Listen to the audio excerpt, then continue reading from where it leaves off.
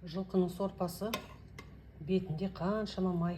Қазір соны сүзіп алып, бір қайнатып, тап-таза табиғи май жасап қоямын.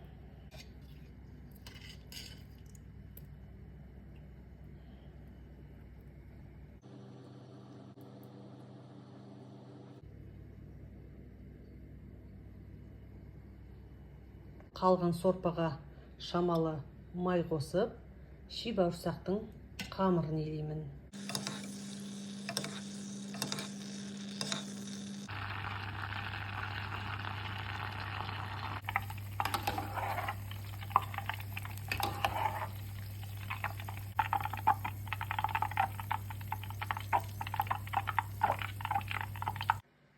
Май дайын болды. Енді ыңғайлы ыдысқа құйып аламыз.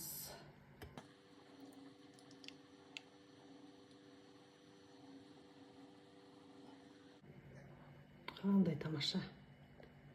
Таза, табиғи өнім. Қараңыздар, қандай керемет. Сап-сары сорпаның бетінің майы.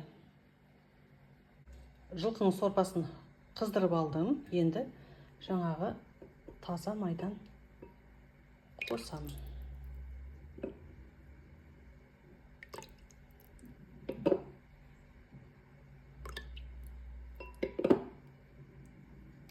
Неке 4 қасық сорпаның бетінің майын қостым.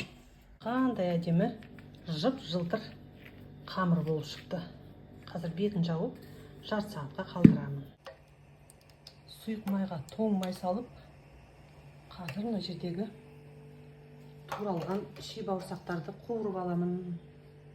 Достар, менің парақшамда пайдалы ақпарат өте көп, сондықтан тіркеліп алыңыздар және осы видеоға лайк басуды ұмытпаңыздар. Бауырсақтар қуырылып дайын болып қалды. Мінекей сап-сары ши бауырсақтар.